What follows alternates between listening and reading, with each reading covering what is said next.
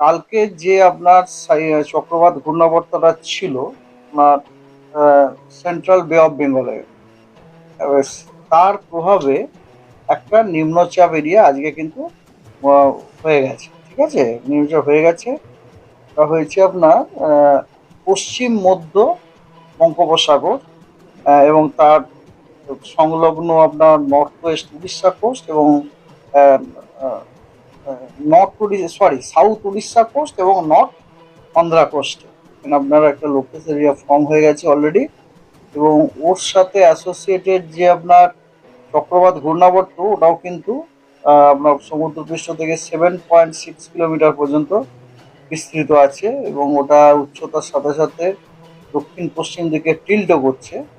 ঠিক আছে, তো এই সিস্টেমের প্রভাবে, এবং এই সিস্টেমটা মোটামুটি ধরুন ওয়েস্ট নর্থ ওয়েস্ট ওয়ার্স ডাইরেকশনেই মুভ করার সম্ভাবনা আছে। তো এই সিস্টেমের প্রভাবে দক্ষিণবঙ্গে আপনার 24, 25, 26 এই 3 দিন দক্ষিণবঙ্গের সব জেলাগুলোতেই হালকা এবং মাঝারি বৃষ্টিপাত আহ, অধিকাংশ স্থানে হওয়ার সম্ভাবনা আছে। মোর দ্যান 75% এরিয়া জুড়ে হালকা ও মাঝারি বৃষ্টিপাত হওয়ার সম্ভাবনা আছে। এবং 27, 28 এই দুদিন দক্ষিণবঙ্গের সব জেলাগুলিতেই আপনার অনেক জায়গাতে হালকা ও মাঝারি বৃষ্টিপাত হওয়ার সম্ভাবনা আছে। আই মিন টু সে 50% থেকে 75% এরিয়া জুড়ে। এবং 29, 30 এই দুদিনে দক্ষিণবঙ্গের জেলাগুলোতে কিছু জায়গায় আপনার হালকা ও মাঝারি বৃষ্টিপাত হওয়ার সম্ভাবনা আছে। আর উত্তরবঙ্গে আজকে জেলাগুলিতে আহ, অনেক জায়গাতেই হালকা ও মাঝারি বৃষ্টিপাত হওয়ার সম্ভাবনা আছে। আর 25, 26, 27 এই 3 দিন উত্তরবঙ্গের জেলাগুলিতে বেশিরভাগ জায়গাতে, তবে অধিকাংশ স্থানে হালকা ও মাঝারি বৃষ্টিপাত হওয়ার সম্ভাবনা আছে। আর 28, 29, 30 এই 3 দিন উত্তরবঙ্গের জেলাগুলিতে অনেক জায়গাতে হালকা ও মাঝারি বৃষ্টিপাত হওয়ার সম্ভাবনা আছে। এর সাথে সাথে আজকে আপনার পশ্চিমবঙ্গের সব জেলাগুলিতেই কিন্তু বজ্র বিদ্যুৎ হওয়ার সম্ভাবনা আছে। এবং কিছু কিছু জেলাতে আহ, বজ্রবিদ্যুৎ হওয়ার সম্ভাবনা আছে সব জেলাগুলো, যেমন বললাম, কিন্তু সমস্ত জেলা জুড়ে নয়, মানে জেলাগুলির দু এক জায়গাতে বিক্ষিপ্তভাবে বজ্রবিদ্যুৎ হওয়ার সম্ভাবনা আছে।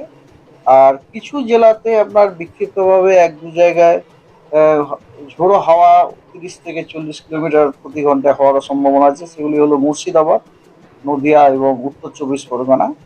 এবং আজকে কয়েকটি জেলাতে দু এক জায়গাতে বিক্ষিপ্তভাবে ভারী বর্ষণেরও কিন্তু সম্ভাবনা আছে। সেই জেলাগুলি হলো পূর্ব মেদিনীপুর, দক্ষিণ 24 পরগনা, দার্জিলিং এবং কালিম্পং।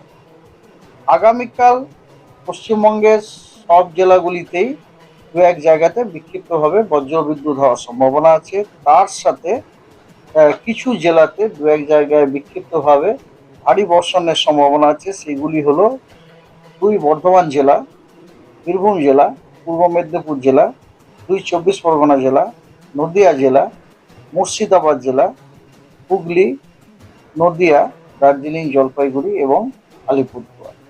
আর মোটামুটি আমরা বুঝতে পারছি এগুলো হচ্ছে কোস্টাল সব ডিস্ট্রিক্ট গুলো, এবং পূর্বের সব জেলাগুলোতে আপনার ভারী বৃষ্টিটার সম্ভাবনা রয়েছে। এবং পশ্চিমে আপনার ওই বীরভূম আর বর্ধমানটা রয়েছে। কলকাতা না, no, Kolkata is not there.